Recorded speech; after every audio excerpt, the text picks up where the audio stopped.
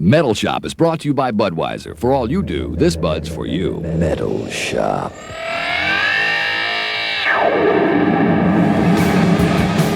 Tonight, in the feature interview, Ratt moves ahead into the past on their new album, Dancing Undercover. And guitarist Robin Crosby tells why. I just think that the sort of punk feel of this record is really more of what Ratt is, because we're a live band.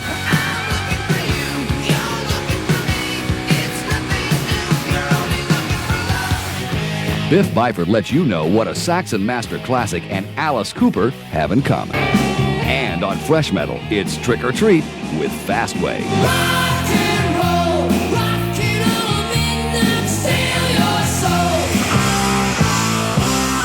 Plus, Robert Sweet answers a question from a Stryper fan. Jon Oliva from Sabotage talks about their attack on crack. We'll have metal notes on Van Halen, BTO, and Sammy Hagar. And you'll find out who the lucky winners were in Metal Shop's Guitar Riot contest. Hi, this is Jon Oliva from Sabotage. Hello, everybody. This is the visual timekeeper, Robert Sweet from Stryper. Hi, this is Biff from Saxon. Hello, this is Robin Crosby from Ratt, and I'll be this week's feature interview on Metal Shop. They'll all be rocking tonight on the only show with teeth. Metal Shop. Hi, this is Charlie Kendall. Get ready to be blown right out of your socks, because tonight's Metal Shop won't let up for a second. All right, Metal Shop's Guitar Riot contest received over 10,000 entries, with Quiet Riot's song, The Wild and the Young, written on most of them. The grand prize winner of Carlos Cavazzo's $2,000 custom-built guitar, is Kurt Hornick of Hyde Park, New York. The runner-up, who won Frankie Banali's Black Pearl drum set, is Samantha Stitman of Mountville, Pennsylvania.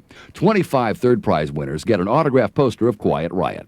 If you send in a postcard, thanks a lot, but don't give up hope, because in just a few weeks, we've got another killer Metal Shop promotion coming your way. When Metal Shop returns, Robert Sweet from Stryper answers one of your questions. Fastway slows down just long enough for you to check out their new album. Saxon has a stylish master classic, and Jon Oliva from Sabotage cracks down on crack. Look out, Metal Shop's getting too hot to stop. This is Jon Oliva from Sabotage, and you are listening to The Metal Shop. Now it's time to go to the Metal Shop Mailbag and ask the stars. Todd Schoen, who jams to Metal Shop on Rock 104 WXKE in Fort Wayne, Indiana, asked Stryper's drummer Robert Sweet, since he had a strong Christian upbringing, do his parents disapprove of the heavy metal look, such as long hair, earring, and spandex pants? Here's the visual timekeeper with that answer. Believe it or not, I found that they approved of it because they're in the music business themselves. When they were my age, they were out doing the same type of thing. So they knew, where we were coming from, and they just knew that's what we wanted to do.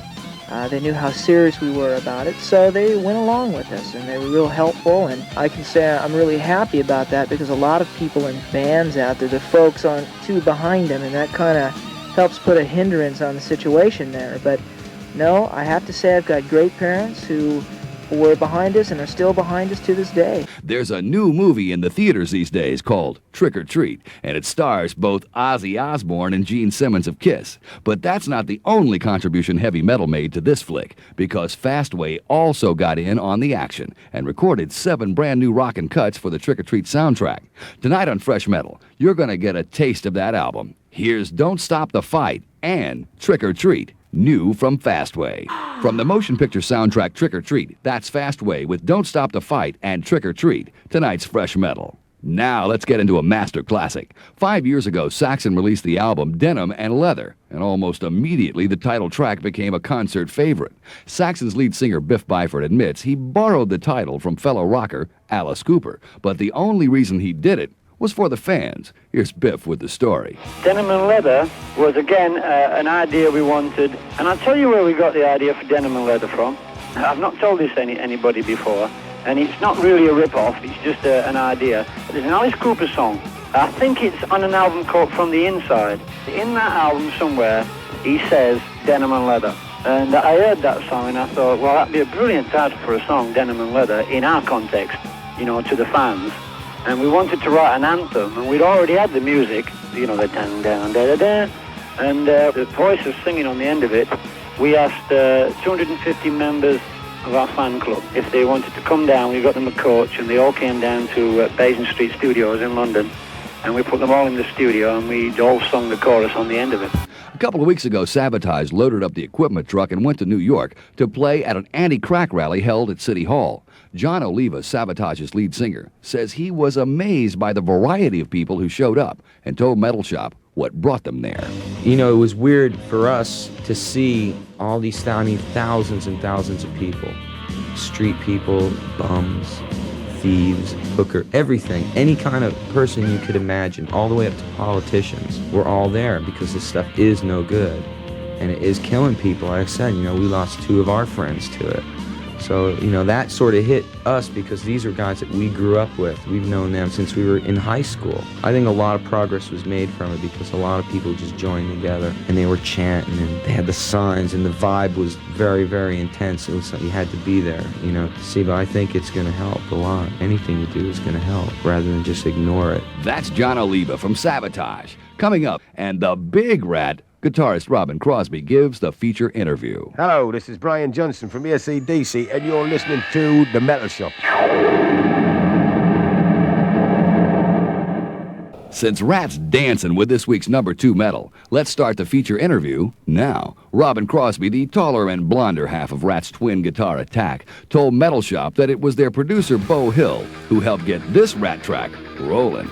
That was a case where Steven and I had a few riffs that sort of went together and an idea about a chorus, and Beau helped us knock off the rough edges and put it together. Talk about a dream come true. Ratt's other guitar player, Warren DeMartini, joined the band 4 years ago at the age of 19. However, Robin Crosby says it wasn't until this album that the baby in the band really came into his own.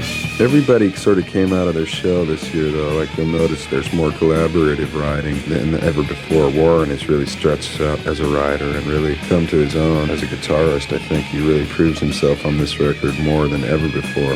You know, he knows he can play fast and all the hot licks and everything else, but I think really just the true feeling of it all is just really coming natural to him. He's one of my favorite guitar players in the world, if not my favorite. Remember the very first Ratt record? The one that came out in '83 on a small independent label and had a couple of Ratt classics on it like Back for More, Sweet Cheetah, and You Think You're Tough? Well, the boys in the band haven't forgotten about it either, and on their new album Dancing Undercover, they've attempted to duplicate the raw, energetic punk sound of that early recording.